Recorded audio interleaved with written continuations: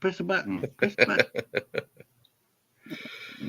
Oh man, Do you remember Elizabeth Pena? Remember the lady who played the police officer in that scene at Rush Hour? Oh, it's been such a long time, dude. Ah, man, I love that girl. I loved her. She was a good actress, and she was just drop dead beautiful. She was sassy, but man, she just she couldn't stop drinking. She literally drank herself to death on a But on couch. a happy note, we're live here to talk about. Oh yeah, because Elizabeth Pena, I'm thinking about her, and I'm thinking about man, how she is so perfect for so many great Hallmark movies, and it's just like, Hmm.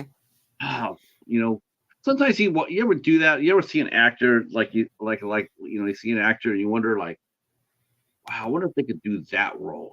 Hmm. Like we know what comedians can cross over and they could do dramatics. But you're always sitting there watching a dramatic actor and you're wondering, like, could they handle a comedy role? Could they do that? Could they do a rom-com? Hmm. That's really difficult to do. Not easy.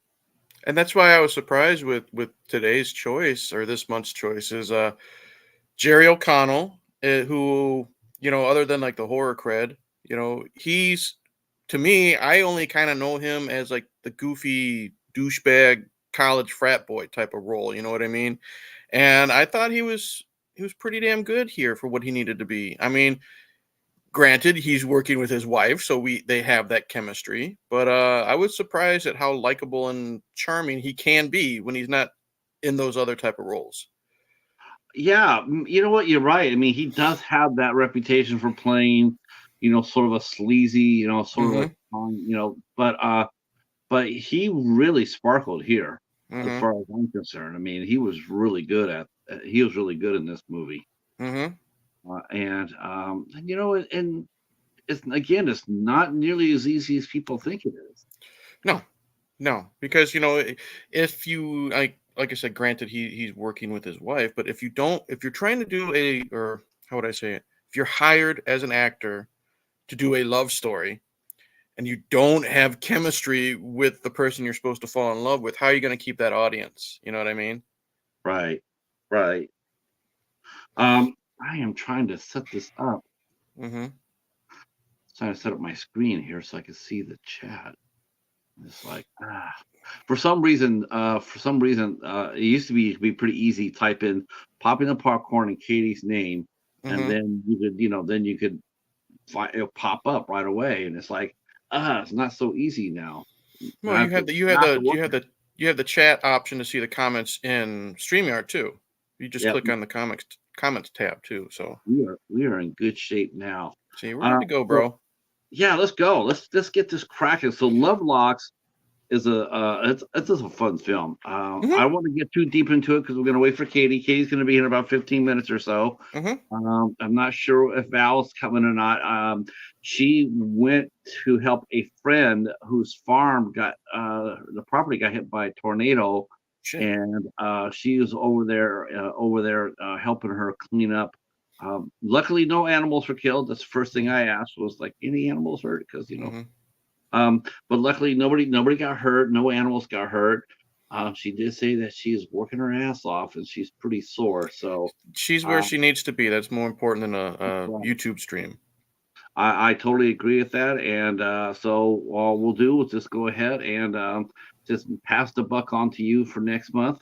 Okay. And I this is the part that I've been looking forward to. I've been looking Mm-hmm. forward to this right here. See what you pick to for us to watch and talk about. Okay. I Do you think want you're me to? going to do Do you want me? fine. I mean, You want me to talk about what my choice is now, or just wait till Katie gets here? I mean, we well, can do just initial thoughts on Love Locks too while we're waiting. yeah, that's right. Well, first before that, let's talk about the first movie that we did. Mm-hmm. We did the first movie. It did really, really well. Mm-hmm. We got over 125 likes so far, 125 Nice. views. I was really surprised at that. I really was. I didn't think. I thought maybe like 50 or 60. Mm-hmm. Honestly, yeah, no one's. But I'm thinking, I have a feeling that there's a lot of people that are following Eric that are following this because they want to see him talk about a Hallmark movie. And I don't think they were disappointed if he tuned in last for the first show, because I thought it was kick ass. I thought our conversation was kick ass, and the movie was great. And so yeah, Well, I'm excited. you are all welcome for that then. How about but no, all jokes aside, like I said, I kind of like this idea because you know me. I mean, look, the Jason hat, the Monster Squad shirt, 9 times out of 10 it's horror. And but I've also said I'll watch pretty much any movie. This is, aside from a couple things subject matter wise. And I thought it would be fun stepping outside of, my wheelhouse and discussing Hallmark movies, because Hallmark movies have a tone. You know what I mean? It lots of times it deals with a romance, whether love, current, lost, future romance. And it's, I'm glad we picked it like for Sunday streams, because it is a perfect Sunday afternoon. Just sit down on the couch, cup of coffee, maybe you're doing laundry while you're watching the movie, and to sit down, relax, and just enjoy yourself. Veg out for a little bit. And so far, last month and this month, I've been pretty impressed with the films that we picked, because as I said last month, it's got that stigma, but there's also a big difference between Hallmark movies and Lifetime movies, and people tend to cram them together, and they are totally different. They're really different. Lifetime saw what was going on. They decided that they're going to go with the opposite and do more, more action adventure type roles. And and I'll say this too. Lifetime movies themselves, they're not bad either. In fact, No, I actually reviewed a Lifetime movie. In fact, I think I reviewed 2 or 3 Lifetime movies before I even hit my first Hallmark movie. really, okay, Yeah. I did one called Last Man Standing with Catherine Bell and okay, Omar Epps. okay. And then I did one called Blindsided, which actually starred Michael Keaton Oh, nice. Okay. and Michelle Monaghan. Okay. And that one was hella fun. Mhm. That was hella fun.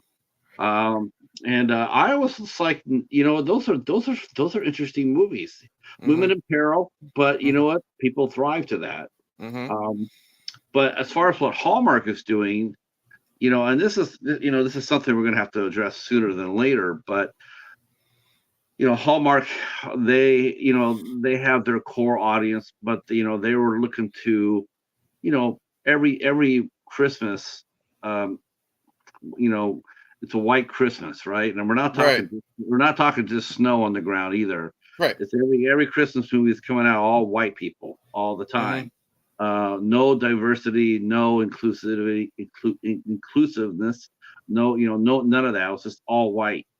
So so of course they start going ahead and saying, well, you know what? Jewish people celebrate Hanukkah, Yeah. and African Americans celebrate Christmas, and Mexican Americans do. So Hallmark started opening the door up, like, let's get some diversity in here. Let's bring some different faces in here. And of course, some people at Hallmark, led by Bill Abbott, um, they didn't really want that. They really didn't want that. So he left and took a bunch of the actors from Hallmark and went over and started was it the Great American Channel? Mhm. And they pretty much, there's no, like, Hallmark started showing a couple of major gay characters in their movie. They've even done a movie with a gay couples, but GAC didn't want that. They just wanted to be Candace Bure. Got in trouble basically saying that we want to go back to core of marriage vows. Basically, this is what I say. They want to be like Christian values. Yeah. I Yeah. get that. Yeah. I Hey man, you gotta evolve with the times. Plain and Oh simple. yeah. Don't get Because don't get me wrong. There are, and if this comes out wrong, I'll just say my views are only mine. But I'm not trying to be offensive when I say this. There are people, filmmakers, TV show producers, what have you, that do try to add diversity, but they're not trying to add diversity on a positive level. They're trying to just to check the boxes, and you can tell. and sometimes it's like that's one of the things people commented to Hallmark was they would get a token, like the Mm-hmm. the main character's best friend might be gay, and it might Mm-hmm. be really sort of flamboyant, sort of Mm-hmm. stereotypical. But all of a sudden, they stopped doing that, and all of a sudden, they started bringing these characters in as main characters, Mm-hmm. and all of a sudden, we started getting movies based on Hanukkah or Kwanzaa and and whatnot, and all of a sudden, it became more of a United Nations, more of a melting pot, more of Mm-hmm. a real America, and and some people they ran from that. They went over to the GAC and they left Hallmark alone, Mm-hmm. and but I applaud Hallmark for doing it. Yeah. They looked in the mirror and said, "We can do better. We can Mm-hmm. be better." And Mm-hmm. as far as advertising dollars go or streaming dollars go, companies want that. Companies and people they want that diversity. Mm-hmm. We want to be because you know why? Believe me, you may like sniff your lift your nose up at a gay couple, but guess what? Mm-hmm. Their money green as yours. Yep. Yep. Uh, they it spends just as well as yours, Mm-hmm. and they spend a lot of it. Mm-hmm. Um, so it's just a narrow mindedness and short Yeah. sightedness. Uh, but but hopefully down the line they'll wake up, smell the coffee, and they'll also go ahead and start being a little bit more diverse because Mm-hmm. there's a lot of talent over at Great America at the Great American Channel. I won't deny that they rated Hallmark. They Mm-hmm. took they took a lot of their big stars and they went back to like to the old studio system. Mm-hmm. Remember the 30s, 40s, and 50s, the movie studios. They Yeah. would sign act. That's what that I mean. That went out in the 60s. Yeah. They That went sign them out to 3, 4, 5 picture deals no right, matter what, and you got to right, do it no matter what the film is. right. Yep. Well, that's what GAC did with their stars that they took from Hallmark. Mm-hmm. They signed them to exclusive deals saying like you can only make content for us. Mm-hmm. Well, we're gonna sign them for a 3 or 4 picture deal. Mm-hmm. And it's just sort of like it threw back again, because that's what they're doing too, in a sense. They want to go back to the good old days. You Yeah. hear that a lot. You hear that down there. When someone from the South says good old days, it's a whole lot different from someone saying it up here. The good old days, no no offense, I have some southern friends, but the good old days sometimes has a negative connotation to it when you read between the lines depending on the subject, you know what I mean? You can tell that what they're trying to say without saying it. Exactly. You know what I mean? And that's what they're trying to do with their that's what they're trying to do when you hear comments that saying that we're going back to old traditional Christian values. Really? Okay. So really, even though Jesus himself was a Jewish descent and he was swarthy, he was brown, he had brown skin, he wasn't a blue-eyed Jesus. um but we're going to go back to traditional Christian values. You know what? But you know what though? It's not a political thing. It's just like I just applaud Hallmark for opening up the door, Mhm. and bringing in different people. Like I've watched it and I even reviewed one movie.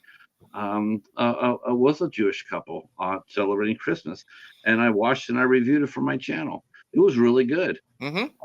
It had Joey Lawrence in it. Okay. Yeah, Now, Joey, I like his podcast that he does with his two brothers. They're really fun. he's a good actor. Mhm.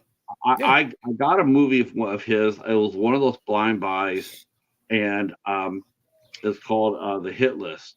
Okay. And it was like I was like 10 for 10 over a family video, and I was like, when you see that, you just grab it because that's on sale. Mhm. I grabbed it, and then I went out and watched it.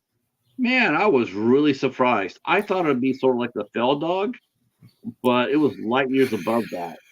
You know what? Sometimes you find them treasures, just on a whim. And I'll say this to actually bring up Hallmark. This is Lovelocks was to my knowledge, my second Hallmark movie, and so far, we're doing pretty well with bringing me into this. Well, it is a genre. Hallmark movies is a genre, whether people think it is or not. Um, I will say this: I do think I preferred the Lost Valentine over this, but it's a totally different subject matter. You know what I mean? Right. Hmm. You know what I really like? There's a movie that came out several years ago. I'm not sure if you and your wife saw it. You probably maybe have or not, but it was called My Big Fat Greek Wedding. Did you ever see that one? We saw the first one when we first started dating. I remember nothing of it, to be honest, because that's like 20 years ago. So, what really stuck with me about that movie is the sheer joy of Mm-hmm. that movie Mm-hmm. from the start to the finish. Mm-hmm. A lot of times in rom-coms, they always go by paint the numbers, right?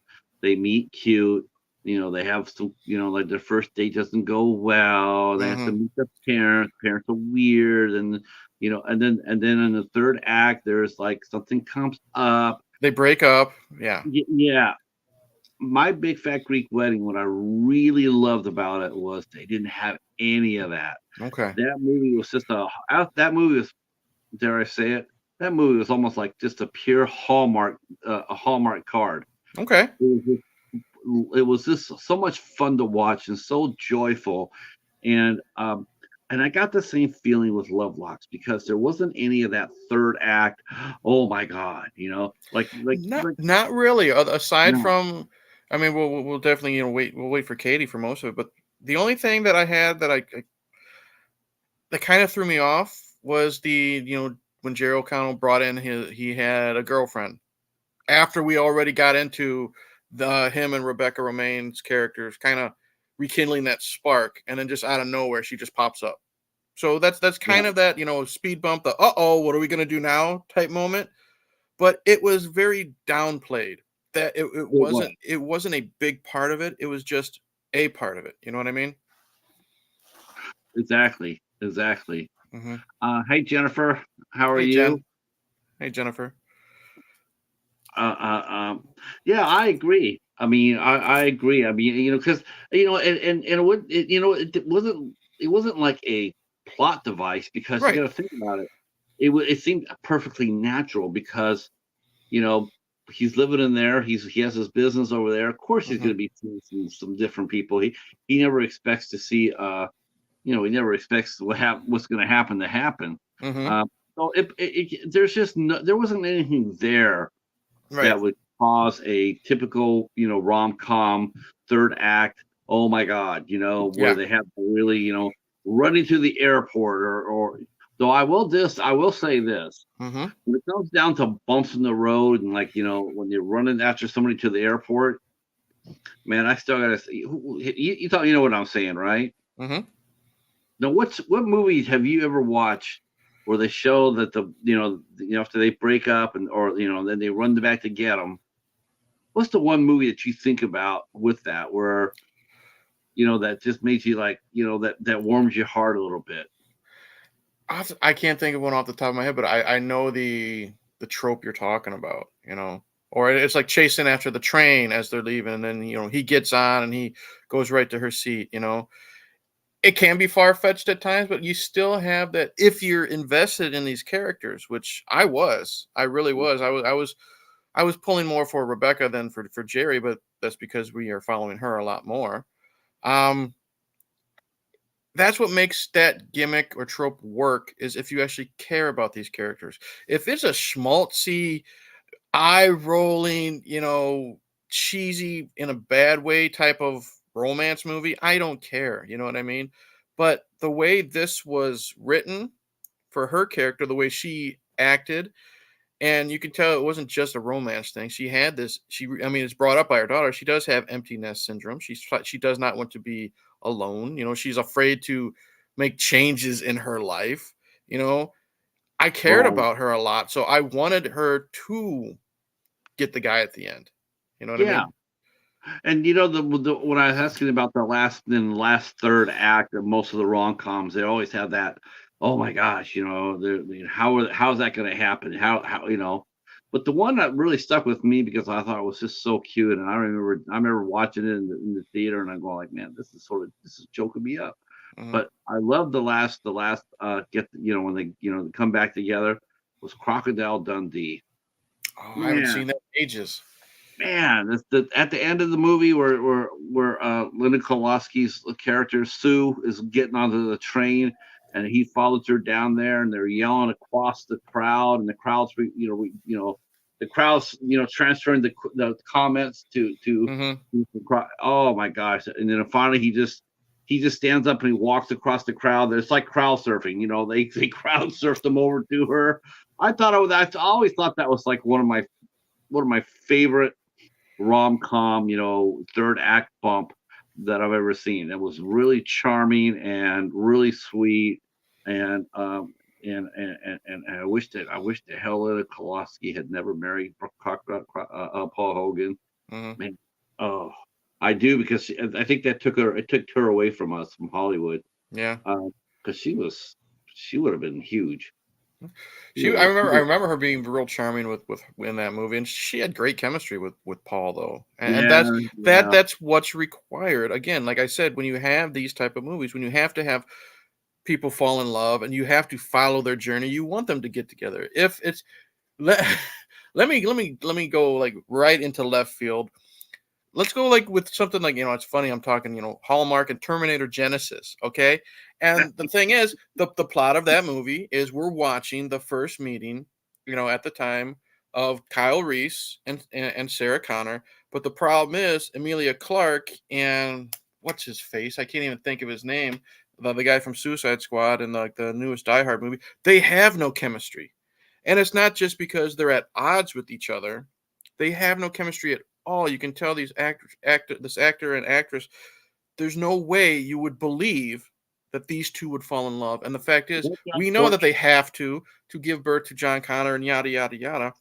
When you Right. don't have that chemistry between the two actors and actresses that have to fall in love, why are you even invested? And that is what I bought with Lovelocks and with Rebecca and Jerry.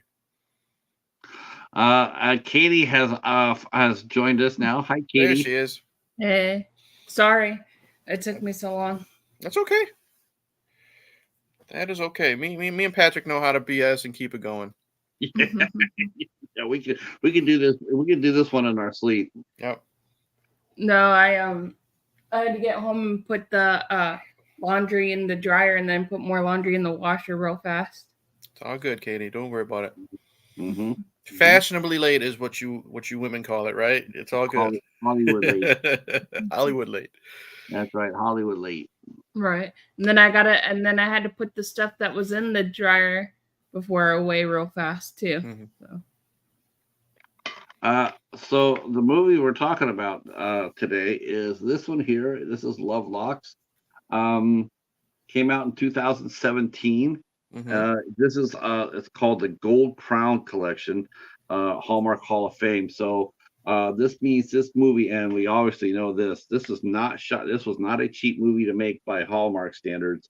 They shot in Paris, France. Mm-hmm. The cast was heavy hitters for them. Rebecca Romijn, Jerry O'Connell, and Bruce Davison, all heavy hitters. Mm-hmm. And which means they don't come cheap. Right. And so, obviously bigger budgets generally do mean a little bit more on the ball than your typical, dashing in there, 12, turn and burn, Mm-hmm. So they spend a little bit more time on these movies, and it shows. It does show. The budget here, obviously, when you see them shooting in Paris, me and Katie, we talked about that when we were watching the first Veil trilogy. They shot on location in Greece and in Italy. Okay. And definitely tell it was like, holy, yeah, they spent some coin on that. It helps with the authenticity of the story too. You know what I mean? Yeah, it does. Exactly. Because again, when we bring up like horror movies or just movies in general, people are, places are trying to film in these huge cities, that are well known in the United States, and they're in British Columbia and Vancouver, stuff like that to save money. This helped actually being in Paris. You had that Paris feel, which is what you need, because it's not just a story about two lost loves reuniting. It's about this I don't know. It's a love letter. This idea that happens in this part of Paris with the locks and stuff like that. So the town, the city is very much a character, as the characters are. Would you say it's a love letter to Paris? That's how I looked at it. Yeah, I mean, Yeah. God, it's so beautiful to look at, even just when like Rebecca Romijn are walking down the street, or whether they're just Hmm. sitting in that hotel. You know what I mean? You know, the architecture was Yeah, I so nice agree. to look at. What did you think about what was your first impressions? Well, why did you what was your first impressions about this movie, Katie?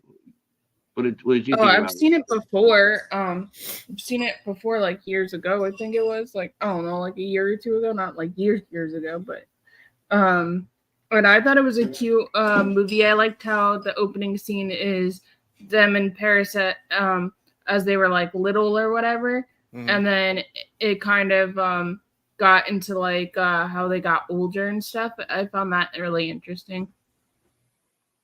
You know, that was the only part of the whole movie that I did not like. Was Really? like the first 5 minutes because I mean, it was like it was them. You know, they didn't even try to de-age them. It's like Mhm. you know, they didn't even try to get two couples. They looked like 20 years old. They put Jerry and Rebecca there and go like it's sort of confusing a little bit because are they in the present day now or Hmm. is this gonna be a flashback or Hmm. you know? Mhm.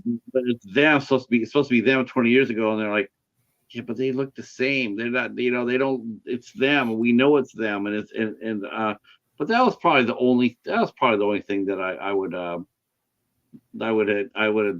probably would have liked to change. You know, make it I, like a younger couple. I didn't mind it. I didn't mind it, too much. Obviously, he had a different hairstyle. I mean, that's the easiest thing to do is just change the hairstyle. Mhm. Plus, know if Jerry O'Connell and Rebecca Remain, they do not age to begin with. But Yeah, it was Right. kind of an interesting time jump because they have the scene in the beginning.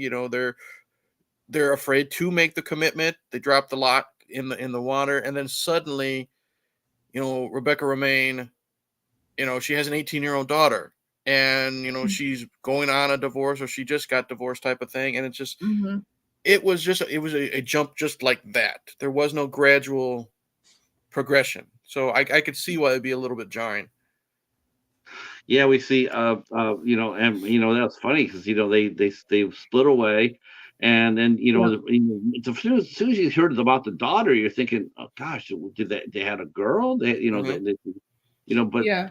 that's and then I like the idea that they did not have they didn't like hook up and then Right. like I like that part Mhm. Hmm. that she had her daughter with somebody else. It didn't work out, but it was with somebody else. Right. Hmm. Because I think if it had been with him, I think it would have made both the characters not so likable because like there's no relationship with the dad.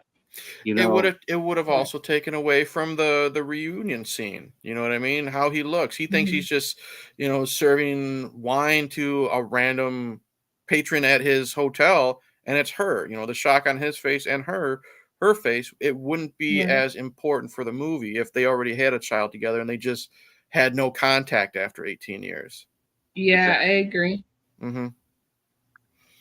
Um, yeah, I thought the girl who played the daughter was really cute as well. I'll tell you, Yeah, she was. give that casting agent a raise because they found an 18-year-old who looked like an 18-year-old Rebecca Right. Remain. She was her freaking twin, in my opinion. Mhm. He really was. Hmm. The actress's name is Jocelyn Hudden. And she played Alexis, and of course, she is also a Canadian actress, which doesn't surprise me because most of the time, the supporting roles outside the two or three big roles, Hmm. they are pretty much done by Canadian actors. Well, But Hmm. most of their films, a lot of people don't realize that most of their films are also filmed in Canada, Hallmark films. It's Most of the cheaper. other settings, yeah. Yeah, it's a lot Because cheaper. I don't know if it's a tax thing or not, but it's always that's why a lot of movies filming in Canada. yeah, because my friend, he lives in Winnipeg, Canada, and anytime that they have Christmas movies, they always Hallmark, they're always filmed there, and he gets to go be part of the like the extras and stuff. Okay. yeah. And in Christmas movies, they always have those last third where the town comes together for Christmas festival. Mm-hmm.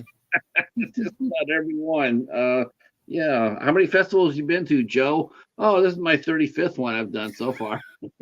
Well, this year I saw that this year Hallmark is actually a little bit off topic, but I saw this year Hallmark's going to Kansas City, Missouri, and they're having like a little like Christmas town, so you could be like in the movie. Oh, cool. Right, right. Yeah, they're doing like a convention. Mm-hmm. Yeah, I saw that. I saw Crystal had posted that. Crystal and Crystal Lowe and Kristen Booth, they had posted that. And so Mm-hmm. yeah, that's Lacey posted it. Lacey Chabert and Autumn Reeser posted it too. Yeah, I was gonna say Lacey was like in the picture of all the stars they had. Mm-hmm. Lacey was like front and center. She was like because that's the biggest star they have right now. Mm-hmm.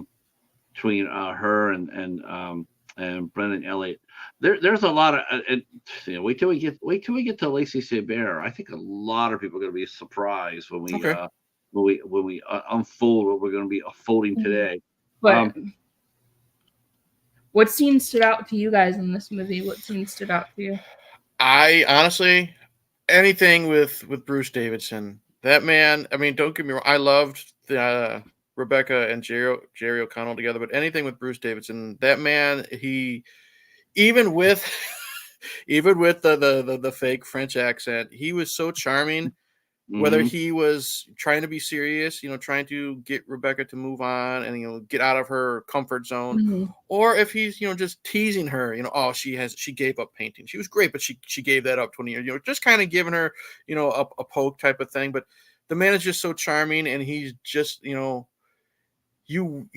anytime he's on scene, you're gravitated towards him, and that's in like all of his roles. And he was just he was so sweet in this role. He was like that, that old. I don't want to be mean when I say it, but he's like that old that grandpa character. You just want to walk up and hug, hear stories, because this character has lived a life, and he's just there genuinely, and he's there to maybe make a relationship with this woman, or just make her feel good by like giving her that lock at the end. You don't know where that's going to go, and I liked that little bit of mystery. So pretty much any scene with Bruce was great for me. I definitely think there was 4 storylines in this movie. Most of the time these movies they don't have the Yeah. one storyline, but I thought there was 4. I Mm-hmm. thought Rebecca and Jerry were for one, and then Mm-hmm. Alexis and JP were the other one, and Mm-hmm. then Hugo and the widow, Yeah. and then the city of Paris itself was a storyline. Mm-hmm. Mm-hmm. And it was very beautifully written too. Everybody got their time to shine. Mm-hmm. And what I really appreciate too, there wasn't any bad guy. No. Like Right. here comes Galahad on the horse trying to win back. No. I see, and I was wondering about that. I was wondering if the guy that's trying to buy, because Rebecca Romaine owns this magazine company, and I thought he was going to be like this slimy executive trying to wine and dine her and screw her over to get her to sell it off to him. No, he was genuine. Sure, he took Right. her out on a Mhm. date. He wasn't being sleazy when he did it. It had its awkward moments, but he was a genuinely good guy. And when at the end, when she decided not to stay, he was okay with it. You know what I mean? He respected her decision. Mhm. So you're right. There was no bad guys when there could have been multiple relationships with these multiple characters. Right, and we saw that too. We saw that with Jerry O'Connell's character. He did the right thing too. It was Mm-hmm. like he's going to take that lady, that girl Nicole, the girlfriend, Mm-hmm. but instead he calls her up and says, "We need to talk about Yeah. about." Mhm. And he's going to do it respectfully. He's going to Yeah. do it gently. There wasn't going to be any of the hamminess, heavy-handedness to it. Mm-hmm. Yeah, I appreciate that. I mean, this was really a well-written story, and this is the reason why you saw it on Hallmark Hall of Fame, Mm-hmm. because they definitely put some thought behind this. Yes, you wanted to Mhm. like these characters, and that's what I Yeah. appreciated, and it wasn't sappy, I didn't have to roll my eyes, a lot of it was very, very sweet. I thought when I heard that it was going to be, these couples that are in love. They're putting the lockets on the bridges and stuff like that. I thought it was going to be one of them sappy type of romance things, and it wasn't. The love locks or the lockets, whatever you want to call them, they were just kind of a starting point for the story, Right. and then you can move on, and then it's sprinkled out here and there. And I liked how you found out like it's dangerous for like the structure of all the bridges, so all those lockets are being cut off. You Yeah, know, Mhm. and Yeah. I didn't expect that. I And what didn't, I what didn't I either. liked is when you found out, there's one bridge left. And I mean, some people might think it's schmaltzy, but I thought it Mhm. was kind of sweet when you found out Bruce Davidson, Hugo, he waited like hours to try to find that one locket for the widow, just so she could have it, because that was her husband and hers locket type of thing. Right. Right. I thought Right. that was really sweet too. Hmm. And it generally really fit the character too. I'm thinking, yeah, I could definitely see Hugo go out there with a flashlight and I could see him doing it. And And what I more importantly, as I could actually in my head, I could actually see the police officers whoever was there. I could actually see them helping him with it. mhm. Like what the Mhm. because he's a fixture. And what I liked about Hugo doing that is, yeah, he liked the widow. You could tell he had feelings Mhm. for her, but he wasn't trying to do it just to score. He was doing it just, Right. literally as a good gesture.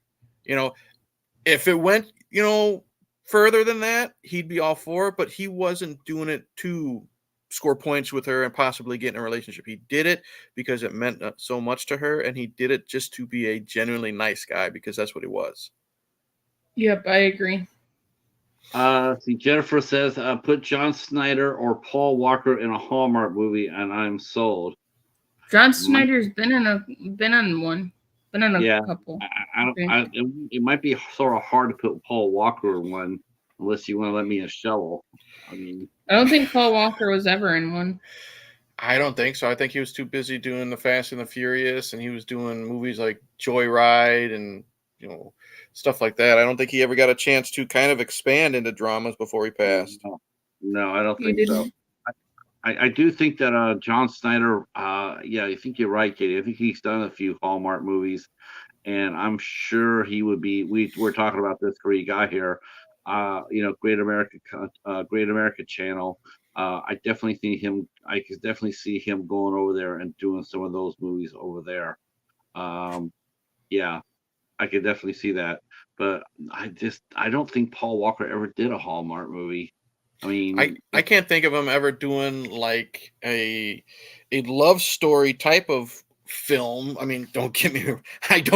I wasn't out there watching every single Paul Walker movie as soon as it hit theaters or TV. But I don't think he's ever done a movie that was like this or anything like a Hallmark movie, unless there was a car chase or something like Right. that. You know what I mean? well, he did do one movie. It was a fantasy Oh movie. He yeah. did do. John Schneider was in a Royal Christmas Engagement. Okay. Well, you know what's funny? I'll tell you who did a Christmas movie too, here in a minute. But I was thinking about Paul Walker. He did one movie. He did a fantasy movie called Pleasantville. That starred. Okay. Yeah, he was Reese Witherspoon's. Like she was going to teach the ways of the world, and then he got sort And of then off the rails. he also did Poinsettias for Christmas with Bethany Joy Lind in that movie Okay. as well. John Snyder did. Okay. Yeah, generally for Hallmark movies, this is a common type of casting right here. They get their two main leads, the two most, either their two leads of Hallmark characters, Hallmark leading characters, Hmm. and then they add on a character actor like Bruce Davison. I know that Gregory Harrison's a big popular one. Barbara Niven's a real popular one. Mary Lou Henner has done a few Okay. Hallmark movies as well. They always have they always have like a casting of three. Mm-hmm. Okay. One movie called The Christmas Train featured Danny Glover. He was in it. Really? Eric, we should do that for Christmas in July. You would probably like Christmas Train. It's a sad movie, but it's really good. Yeah, Christmas Train is awesome. Okay. It's a great movie. She meant to say Paul Campbell. Window Wonderland is my favorite. I'll have to look for that. But you know who I saw? I saw Wedding at Graceland, and guess who played the dad in that movie? Dad of the bride. Hmm. Man, talk about like who's the last person you expect to see walk through a Hallmark movie? Well, Oh, I had my hand raised up because this person would have been one of my on my list, Mm-hmm. but it was none other than David mhm. Keith. Really? Yes, from Officer and Gentleman, David Keith. Mhm. Wow, I remember him. Parkman from Major League. Mhm. Firestarter, you know, he's a, and I'm not surprised though, because he has been known to do smaller like family films as well, because he was the cowboy. If you ever saw The Indian in the Cupboard, you know, Yep. that's Oh, a I good loved Indian in the childhood Cupboard. movie. He plays the cowboy, so He, he's not he, opposed to doing it, but he's not the type of guy that you would expect to be in a Hallmark movie, because he usually plays these rough around the edge characters. You know what I mean? Mhm. yeah, he was really good. He came in there, he played it straight, and man, it was good. I was sitting there going, "Oh, look at him go!" Hmm. And of course, like I mentioned this too. As far as Hallmark movies and watching people, segue into doing roles is Hmm. like I did a review of a family film for Dollar Theater called Burning the Dolphin, and in Hmm. it had Kevin Sorbo and it Okay. had Patrick Muldoon in a family film. And Hmm. all of a sudden, it's like you're just sitting there going, like, really? Hmm. And you know what? They were really good at it. I, Um, I'll say this. I think the problem with I like Kevin Sorbo as an actor. I think the problem is people focus more on his beliefs, whether it be religious and political, to get past that to see him as an actor, which it's a Mhm. problem nowadays with seeing a person's public persona and Right. then seeing their work, which is it's too bad, because Kevin's got chops. He's not just Hercules. You know what I mean? right, right. Hmm. And in my opinion, he's a very underrated comedic actor. He can be quite funny in the right role. I am I agree actually, with you there. yeah. Uh, I like the, and also too, in Lovelocks, one of the cool things about it was it showed the strong bond between mother and daughter. There was none of Yeah. that. There was none of that. There was none of that. Tension or Yeah, there was just like, what? I raised a good kid. You there know, was Mhm. no arguing. There was no, you never let me Right. do this. You never let me live my life bull crap, which Mhm. it happens. Trust me, I have a 12-year-old right now going on 16. I know what it's like as a parent that way. But it was nice that, even though, like, one of my favorite, honestly, a scene I liked with Rebecca and her daughter's characters was when her daughter just shows up, why are you hiding the painting in the closet type of thing. And that's, mhm, Mhm. even though Rebecca says, it's too big, it doesn't fit, she doesn't want to remember that part of her life. That's the, that's Right. what she's really doing it for. But I love when they're making dinner with each other, and dad calls, and you could tell there's tension when Rebecca knows it's dad on the phone, but Mhm. she doesn't trash the ex. I like that, because she's being respectful Right. to the daughter, regardless of how the relationship ended. That's still the father of your right, child. Mhm. You don't trash the child's father, no matter what, in front of the child, or right, vice Right. versa, trash the mother in front of the child. But they were still kind of taking their little pot shots. She said, "Oh, this is number three, wife number three," and then Mhm. Rebecca was like, "Oh, he's still doing that thing," type of thing. But then her daughter kind of lightens the mood, saying, "But you were still number one." You know what I mean? So it was kind of a little uplifting thing that they had. So it shows how Right. it really is a close, loving relationship, without being schmaltzy and sappy, and I don't want to say the word stupid, but you know what I mean when I say that. Eye rolling. Right.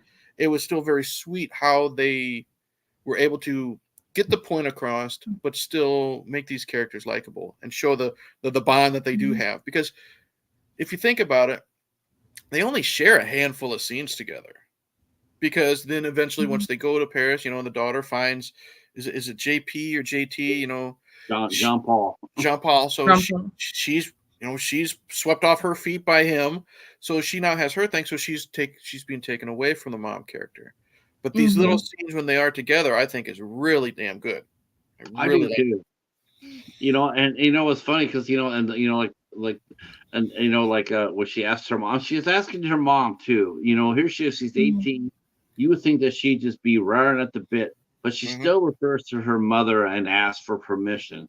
Like, do you mind? Do you mind if JP walks me over and enrolls me? Enrolls me. Is that okay with you?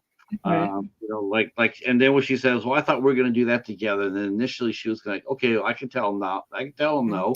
There's And still that the mom respect says, she has for her yeah, mom. right. And that's it's just a beautifully written film in that respect. Yeah, I agree. It was written by 3 writers. Neil H. Dobrowski. I wonder if that's any relation to Spider Dobrowski. I have to ask him that. That's who I thought. Yeah. Yep. John Tinker and Tina Booth. And three very fine. I'm not sure who actually did all the writing. And this movie's again beautifully directed by Martin Wood. Yep. Wow. I mean, I mean, Paris is caught in all the right light. I mean, it's just absolutely stunning, beautiful. I do sort of wish they could have gone aside some more to the museums, though I know that they're a little bit leery about that. And but still, you sort of wish they would have been able to go in there a little bit more. But I mean, otherwise, I just think this is and the writing, it definitely elevates. The acting as well too is very strong. That's what I didn't realize because I wasn't paying attention to the credits. I didn't realize there were 3 writers. But the thing is, you've heard the term "too many cooks in the kitchen, too many hands in the pot." You have more than 2 or 3 writers, you can have a film that is just disjointed. It doesn't flow. I'm surprised that there were 3 writers, and it was boom, boom, boom, boom. It was done really well. The story flowed. It wasn't, I keep going back to just saying words like sappy and stuff because Hallmark sometimes has that stigma. It wasn't, what I mean? You rooted for these characters. And if you think about it, there has to be kind of like a marriage between the writing, the directing, and the actors. You know what I mean? Like I said, you can have a fantastic actor, but if your director doesn't know what they're doing, you might not necessarily get a great performance. No. Or if you have a great director and a great actor or actress, but you have an awful story, you're still, not everybody's a magician. They can't pull an A-list performance out of their butt if the story is so badly written or schmaltzy or cheesy. Yeah. And I thought this was a really well connected, in those 3 things with the actors, the writing, and the direction. Because Bruce Davidson, that man could give a great performance in his freaking sleep, right? Yeah. Jerry O'Connell, like I said, I'm more used to the frat bro from like Piranha or Kangaroo Jack or stuff like that. He's not always going to be Stand By Me Jerry. Rebecca, I don't really know her outside of the X-Men movies or the Punisher. I know her more as a model. I know Rebecca pretty well, actually. Yeah. Following her career, and I tell you, the thing that really got me too was when she met Hugo, and Hugo and her are walking side by side, and I'm going like, the last time I saw them together, Rebecca was kicking his ass in a helicopter. What movie was that? X-Men. Oh, X-Men. That's right. That's right. Yeah, they were in the first one. Bruce Davidson was the president. He was the congressman. He was the congressman. Yeah. She kicked him right in the face. Yeah. She smartened him up. Now he knows better. That's right. But what's great is this, like I was saying, this director is able to get that. Like, don't get me wrong, Jerry O'Connell is very charming. If you've ever seen him in interviews, it's just the roles he takes. It's easy money, in my opinion. That's why he takes them. He's very charming, and he was able to. I think the fact that he's also acting with his wife just downplay it a little bit more and be more himself, be more, comfortable. Because, I know a lot of people would have said there's no tension. There's no tension in this movie, and that's so what. I loved watching that. I felt like I was sort of like peeking in on them as if exactly how they were in their own home without like they're just playing Right. themselves. Mm-hmm. Mhm. That's Mhm. really what I got out of it more than anything else. It's like they're not really playing the characters. They're playing themselves. This is Mhm. it. Right. This is how they Mhm. talk to each other and everything else. And boy, I mean, you just felt really good about that watching it. You felt like they have it together. It makes me wonder, is Mhm. this how he charmed her in real life? Because I could see Right. that. I don't know. I mean, she's pretty charming in interviews herself. You know what I mean? But you know, Jerry knows Mhm. how to woo a woman. You can tell. And he Right. again in these interviews, he just brings people. He's like Bruce. He brings people to him with the way he acts. Mhm. He's just a fun-loving, charming Mhm. guy. Always Yeah. has been. He's just kind of always doing these, I hate to say it, like douchebaggy roles for the most part. But when you see him more so like himself, it's a Mhm. breath of fresh air. And that's what I liked about this. Yeah, I it mean, is. I love him in Stand By Me, but that was in the 80s. Scream 2, he's just a frat boy. And then, Kangaroo Jack and all the other stuff he's done, he's that Mhm. over the top, in your face. Either you don't like him because he's not a good guy, like he's the Girls Gone Wild type guy in Right. Piranha, or he's just playing that obnoxious, like every time he and his brother Charlie get together, they have to be like, the dude bros, you know what I mean? Hey, we just got Mhm. drunk. Let's go start a fire, type of thing when they're drunk at a party. And it was refreshing to see him not do that. Right. Right. No, Yeah. yeah, he's because they're in their 40s now. This was Yeah. 2017. I mean, they had been married. I mean, and the thing is too is sort of weird. It's like Rebecca Romaine used to be married to John Stamos. If you Mm-hmm. really Yep. think That's what about I was that, gonna say. Is John Stamos? Yeah. Mm-hmm. I was going to say, if you really think about John Stamos, he seems like a pretty nice guy as well. He's another Rebecca must have a thing for like charming dudes, you know what I mean? Because charming funny Mhm. guys, because John, he can give an interview. He's still, he's still the good looking guy that the women love to look at, but he's also the guy that men want to be because he's so funny. But because Mhm. of the roles he's never put in, Mhm. he always has to be the sex symbol, you know what I mean? Right. He has got a charm and a comedic talent that people sadly don't know unless they watch him in an interview or on a podcast. Right. Exactly. And Hmm. I Mhm. think people watching Jerry O'Connell for like they're used to him playing the sleazy guy or the Hmm. smarmy guy or whatnot. Here it is. He's playing a straight character role. He's playing a business owner. Hmm. He's he care he's close to his dad. Obviously the hotel is doing really really well, so he gets along with everybody. Yep. He Right. knows people. He knows people. He's playing a really good character for him. And maybe one of the Hmm. most, even I dare say, even more one of his best written roles that he's ever had. Hmm. I mean, Yeah. I I thought agree. he was really strong with here. Hmm.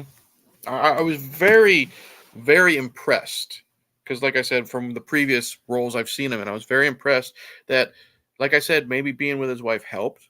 The woman he's trying to woo and charm is the woman he's been with for I don't know how long they were together and married when this came out, but it, I think the pressure was off and he could just relax and be himself, and that was nice to see. Maybe Uh, she signed on the movie first and tried to get him, and maybe she's like, "I'll do the movie if he signs on." Yeah, it could have been a package deal for all we know. I have a feeling I think they were approached together. I You think think they so? said, yeah, I think this was written for them. Hmm. I think this was written for them. I said, we got the perfect couple right here. They're married in real life. I mean, they have that vibe around them. Bring them on Hmm. in. They're both very Mhm. popular with on as far as on TV goes. I mean, Hmm. both have high Q ratings. And so when this movie comes out, of course, it did really well in the ratings as well. They spent a lot of money on it. For a Hallmark movie, they Mhm. spent money on it. They invested a lot into it. Hmm. Um, yeah, it was a wise choice. Hmm. Um, and like again, it's like there's a lot of these movies out here. People. It's funny. It's funny because when you hear people talk, like sometimes they'll talk down about the Hallmark. You mentioned Hallmark movies. They Hmm. talk down without even really exploring any of them. I, It's I like s- I said it in this episode, and I said it last month. I was the type of guy, I'm not gonna go out of my way to watch a Hallmark movie because of the stigma. You know what I mean? And Right. I, 100%, I'm wrong. You don't have to think that just because Mhm. it's a Hallmark movie, you're gonna get some cheesy schmaltzy love story. This was a love story, but it didn't have that stuff in it. You know what I mean? And if you just kind of just roll your eyes and just kick something to the curb because of that, and you don't give it a chance, you might be missing out on some good films. Mhm. Exactly. Because I mean, you look at just about any, you can type in Hallmark movies and start there, do a little bit of work, and all of a sudden you see a lot of people that you know Mm-hmm. that are doing Hallmark movies. I mentioned this last month too. It's like over and over and over. It's always a treat to walk in there, turn on a Hallmark movie, and there comes somebody from somebody and that includes like Mhm. again, like we're going to talk about this in a few minutes, Mm-hmm. but we talked about this last month too, even for horror fans, Mm-hmm. there's a lot of superhero fans. I'm a Marvel guy. I don't have the time for that watching that Hallmark stuff. Mm-hmm.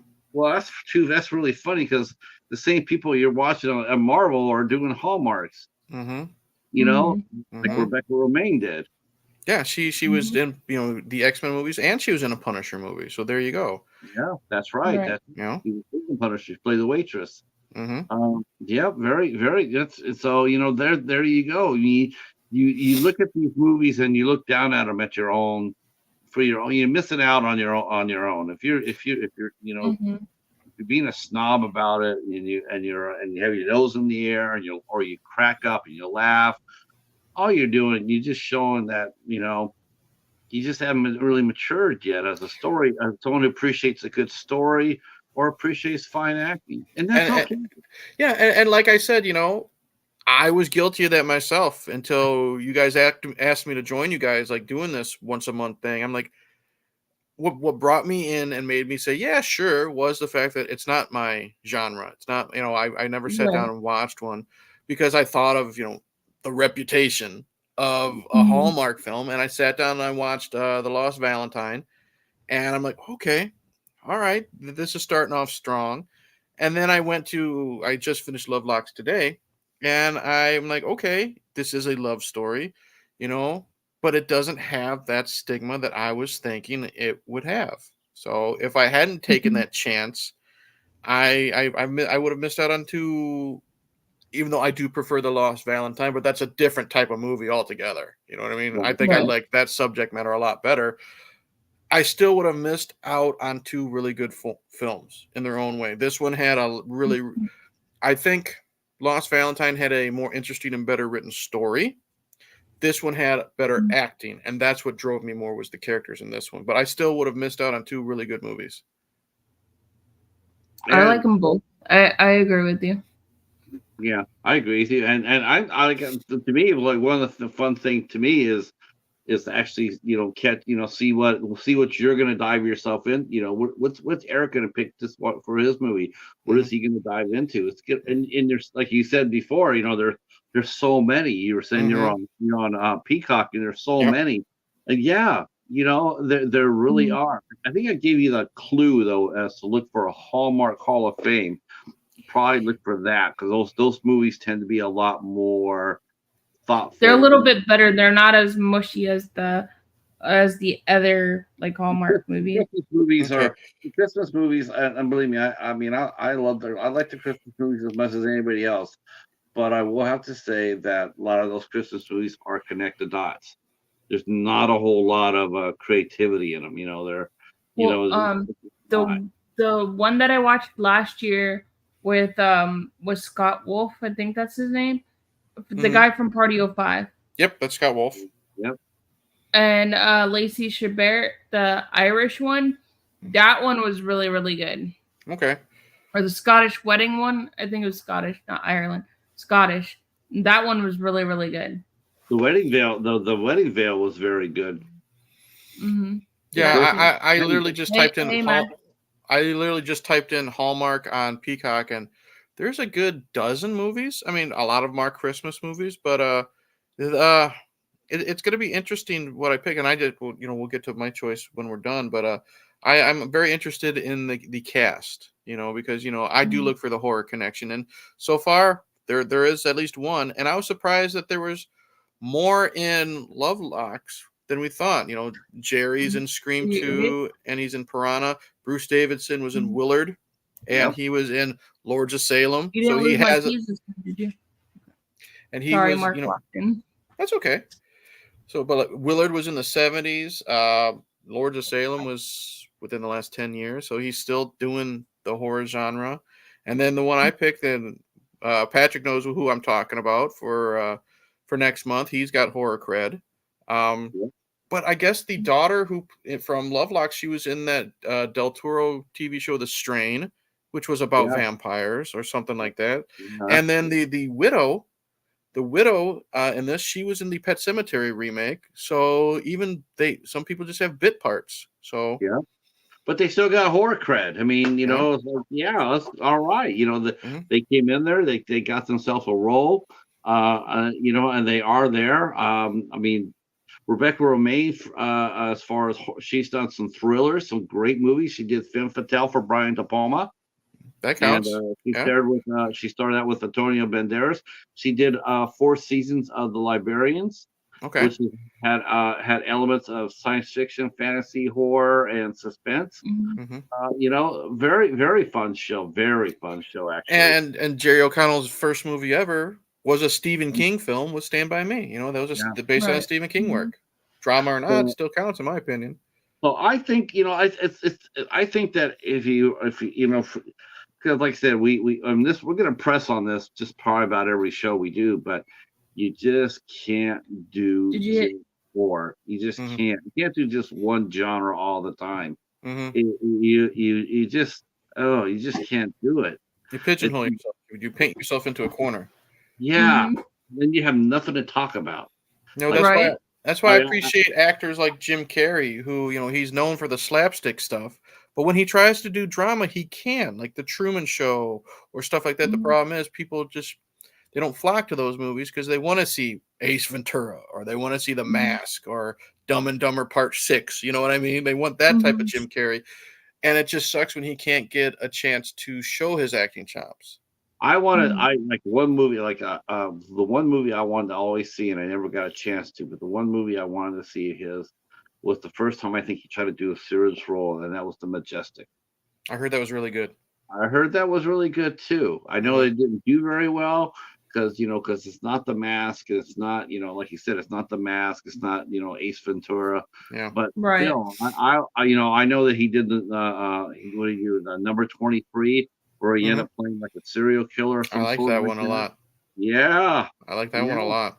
So imagine taking an actor like that you're used to seeing in dirtier roles or grittier roles, and then all of a sudden, here we are talking about Jerry O'Connell, Rebecca Romaine, Bruce Davidson, all three with roots deep into horror, science fiction, fantasy stuff that we're always talking about. And here we are talking about I can't watch no Hallmark movie, really. So and well, that's a real shame because you're missing a lot. You're missing some, you're missing serious acting talent. I want to see an actor try to be different. I don't want to see Jerry O'Connell as a frat bro. You know what I mean? A dude bro. It was nice to see him in this. And I was texting you last night, Patrick. I'm like, Bruce Davidson's in this. I'm there. I'll watch anything with that guy because he's just that talented. And then when I saw him with his fake French accent, his name's Hugo. He's a painter. He's super charming. He was Rebecca Romaine's teacher. That was just a nice little melting pot for him to work with. Yeah, I agree. And didn't they all look like? I mean, of course, Paris has something to do with that, I'm sure, and all the wonderful places and the great food and what have you. But didn't they all look like they just had a blast shooting that movie? Yeah. I mean, how many movies? I mean, sometimes there's movies where, like a lot of independent horror films, and if you really watch it around the peripherals, and you can see a lot there. Like when you hear about it too in reviews, you hear about it like, man, it wasn't very well acted, or that wasn't very well filmed, or there was poor lighting and that. How could you imagine all those things that come together to basically your acting people are it's discouraging. Yeah, it'll affect a It performance, is. Yeah. Sure. And this I seemed also like like. everything went smooth for everybody involved. Yeah. I also like how they made it feel like a Paris vibe and showed like the actual city and stuff like that in this movie. It really showcased the movie, I think, and made the movie better. I agree. I agree. What was your guys's what was your favorite singular moment in the movie? What part did you like the best? I think I already said I really loved the Hugo character. I liked when the widow got her locket back. And Yeah, then I when did you too. found out, like I said earlier, you found out that he was there for hours. You could, because of Mhm. how sweet and just nice Bruce Davison portrayed this Hugo character. He's not just some fancy painter, wanting the big parties and this and that, and trying to be Mhm. the former teacher of Rebecca Romaine, and then now possibly the future teacher of her daughter. He's just a genuinely good guy. So you could see Yep. him being out there with a flashlight, Mhm. cutting this off for her just to make her happy. And then honestly, as I really liked uh, how it ended with, it starts with Jerry and Rebecca. They have their locket and they're both nervous. He fumbles and it goes into the water and they're blaming each other. But then at the end of it, when they reunite with the locket, Mhm. they throw it in the water on purpose. Now, Right. granted, it's because they're not Right. supposed to lock it on the bridges anymore. It's still Mhm. kind of a cool full circle moment. You know what I mean? Now they are Yeah. comfortable with the relationship and they're just like, we'll see where it takes us type of thing. Exactly. I Yeah. thought my singular favorite probably moment was probably with Hugo as well. Mm-hmm. Where he's talking to the widow.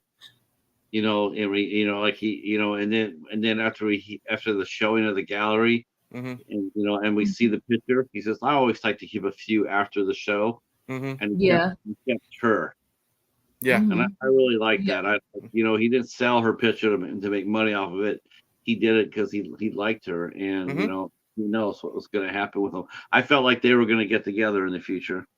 Yeah. But like I Yeah. said, honestly, I was kind of rooting for them more than I was rooting for Jerry and Rebecca, to be honest, because they were Mhm. a more sweethearted couple. But again, I liked how, if they fell in love, that'd be great. If they didn't, I could That'd be appreciate their awesome. friendship. And that's what I liked about the Hugo character. Right. Mhm. Not trying to sound crude or anything on Katie's channel. He wasn't doing it to get laid. He No, was not. Right. That was no, not his intent. He was doing it to be a good friend, help a grieving widow. Mhm. If it goes to a relationship, more power to them. But if it doesn't, you knew he would be satisfied with that result. right, And that's Yep. what right. I I really agree. appreciate about the Hugo character. Mhm.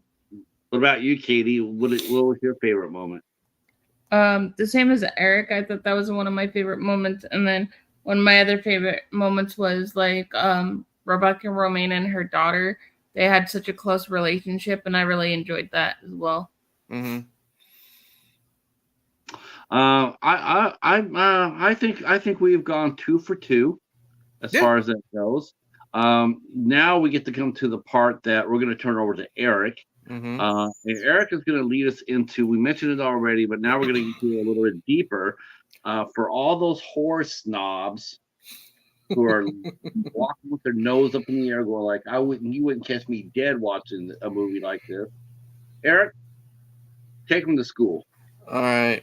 What do you want me to say? What my choice is, or what? What do you mean? Well, tell about the actors. Like we mentioned, some of the roles that they've Oh, the done. horror cred. Yeah. Okay. Yeah. Well, last month we had, oh God, we had the Lost Valentine. So we had Jennifer Love Hewitt, who was the star of 2 of the I Know What You Did Last Summer movies. We had Betty White, who was the most memorable and fun character in Lake Placid, which is a killer alligator crocodile movie. So there's your horror cred there. This month we had Jerry O'Connell, obviously started out in a Stephen King film. Stand By Me, drama or not, you're associated with King, you're associated with horror.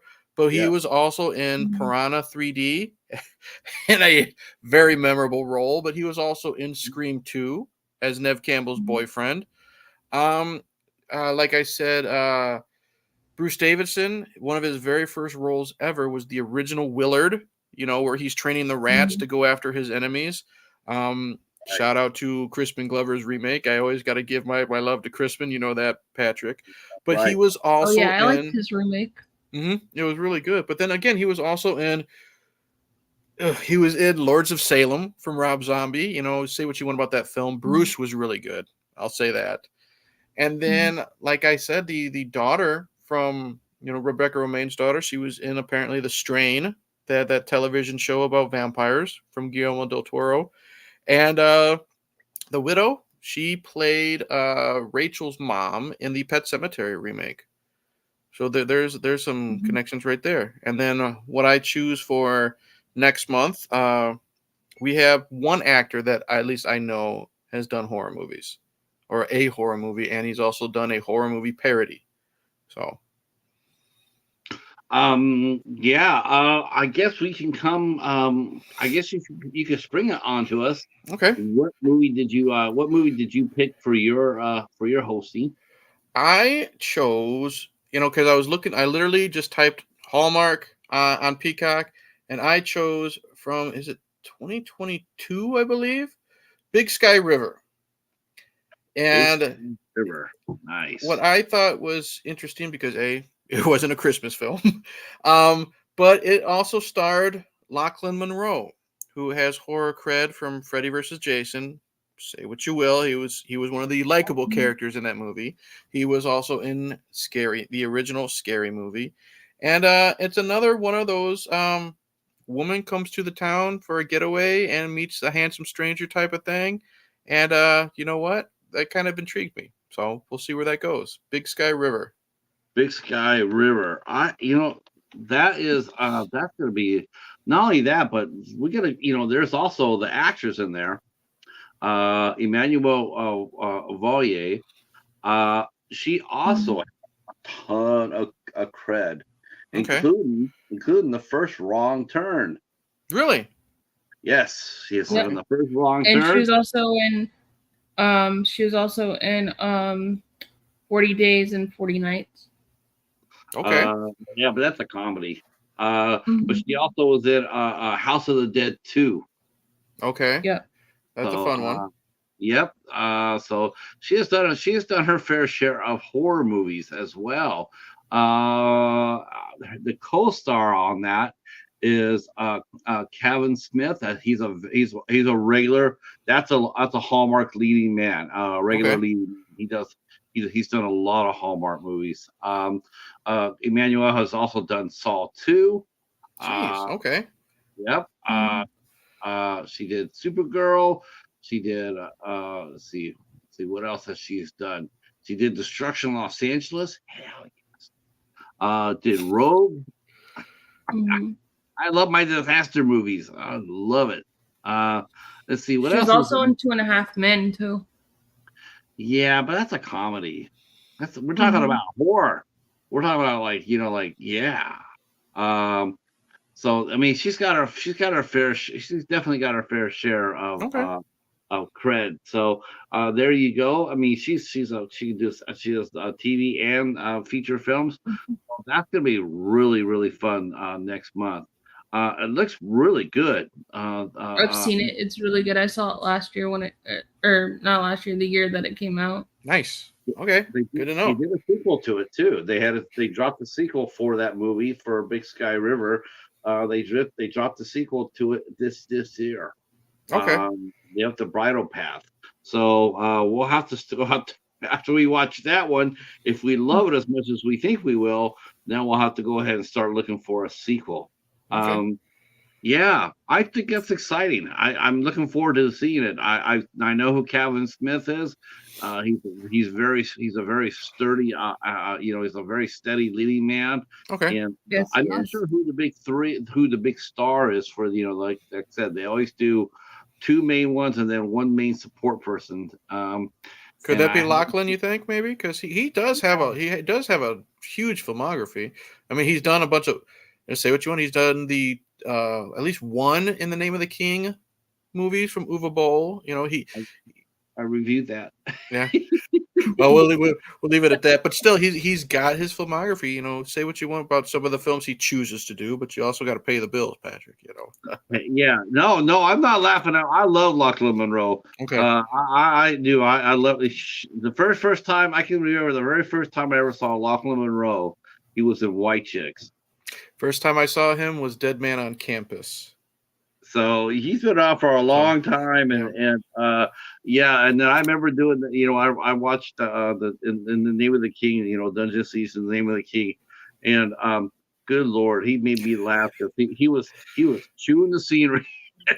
He's one of those actors that this is the main reason why I was excited, because I could take or leave his films, but he's one of those actors that knows what he's in and runs with it. When he was in Scary Movie, I'm not a huge fan of that movie because I can only take so much Wayans Brothers humor because it's the same freaking thing over and over.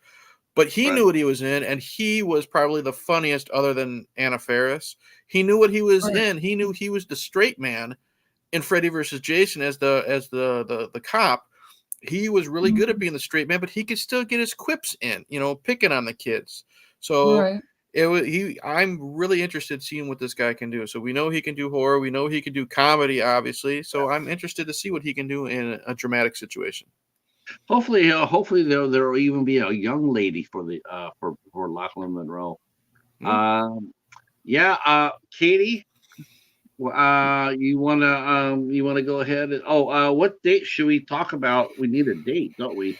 What date should we do Eric's show? We could, Eric, what about you? Is there any dates in June that are off limits? Obviously Father's Day is off limits. That's June 16th. Okay. So other than that, I think everything is good. We can shoot for the 23rd. I like that. Let's do it. That's okay with you guys. The 23rd works for me because the weekend after I won't be here. Okay. I'll be out of town for my birthday because my birthday is the 27th, so I'll be out of town for my birthday. Nice. Okay. Well, happy early birthday. Thank you. Yeah, let's. I'm gonna go see Mamma Mia on Broadway. Oh, that'd be fun. My wife loves Mamma Mia. It's coming to the town that I live in, and my aunts got it for me for my birthday as a birthday present. Nice. We'll do a 4:00 start time again. Yeah, I think this is the perfect start time, and like I said, I like how we've kind of fallen on Sundays because, like I said, this is kind of a Sunday. Sit down at your couch, just drinking coffee, just watch a movie type of relaxing type of feel to it. So yeah, I'm all for it. That's right. Now I want you to go ahead and when you roll in the battle world, I want you to go ahead and say, I'm not really feeling battle tonight. I'm feeling Hallmarky tonight. Oh, okay. I'll see how that goes over. Night will look at you funny. Yeah, and that's when I get booted from the stream. No. No. I can just hear it now. If he said that, I can just hear Coriander go like, "Oh shit, we're going down dark territory tonight." All right. I guess Katie, do you want to know what we're doing with our channels this week? Yes. What are you guys doing with your channels this week? Guys, I'm so glad you asked that, Katie. Thank you, Katie. I was going to ask you. Thank you, Katie, for bringing it up. Yeah, thank you. Katie. I was going to ask you, but I was waiting until you finished the conversation. I'm not going to interrupt you. Yeah. Thank you for being polite, Katie, and not needing Patrick to butt in. That's right. Don't get Squishmallow Katie going now. Okay. That's right. Maybe we should let Katie go first and tell her what she's doing on her channel. I don't have anything really going up this week. Here, this Squishmallow. I don't really have anything going on this week. Just because work is crazy, so it's easier for me to live stream. So I'll probably do a pop-up live stream sometime this week or something. Very cool. Trust me, I get the whole work keeping you busy, man. I have a hard time doing stuff for my own channel. That's usually why I'm tagging along with you guys. Well, it's because I had to let somebody go a week ago, so I've been working like over 40 hours. Yeah, trust me, I know that all too well. So it's easier for me to live stream or go on somebody else's channel at the moment. What do you have going on, Patrick? There you go, Patrick. You waited your turn. Bravo. What am I doing? Oh, shoot. Oh, let's see. What am I doing? Oh, I just happen to have the calendar right here. I want to. Wow, talk about. Oh, you always have your handy dandy calendar. I'm gonna make Bones wrap you up that you have your handy dandy calendar all the time. I would be lost without my calendar. So what are we doing this week? Well, on the 28th, which is a Tuesday, I'll be having filmmakers Jude Rollin and Rebecca Harrelson will be here at 8:00. They're from Iowa, so we know we're going to be talking with some talent. On the 29th, we have artist Sophie Me V. And I got to tell you this. I was going to save it for the stream, but guess what she paints with? Her toes? Mm-mm. Oh, I'm not opening Pandora's box. You go right ahead and tell us. Let me crack open that Pandora box, lift the lid, and sit there and say, she paints with blood. She mixes blood in with her paint. Okay, interesting. Always the funnest, yes. And then on the 30th, we will be welcoming in Jess and Glenn from the Stream Scream podcast. Okay. Their new podcast getting up and running. I spotted them on Instagram. They seem to be my kind of people. So I said, come on out. Let's talk to each other. So they agreed to. They're fun. They're a lot of fun. I've enjoyed listening to them so far. And of course, the usual suspects. The Dollar Theater comes out every Monday at 2 p.m. All right, very cool. Me, I in literally like a couple hours, I'll be with Marty, I think Monty from and we're going to be on Marty's channel, the Trash Picture Show. We're going to do a stream discussing the X-Men 97 animated series that dropped on Disney Plus. That is that was a good show. I thought it was really, really good. We're going to discuss that. Tuesday is my weekly Battle World stream with Knight, Coriander, and Killian.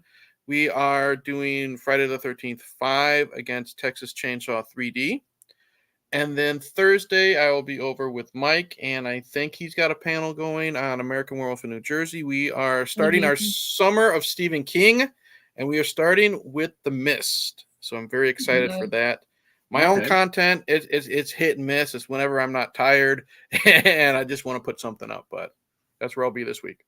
Summer of Stephen King. That's interesting. That'll be interesting. That will be nice. I'm very excited. I will definitely be going over there and saying hi to that. Yep. Right. I think you already talked about The Shining, so I'm good to go. Yeah, you're good. There won't be any Shining talk. Don't worry, Patrick. All right, guys. Thank you so much for coming on. Absolutely. And look forward to seeing you guys next month. Yep. When we do Big Sky River. And sorry, Jason, we're just wrapping up, but if you want to watch the replay, you are more than welcome to watch the replay. And I hope everybody has a great week. Bye, everybody. Cheers. Cheers.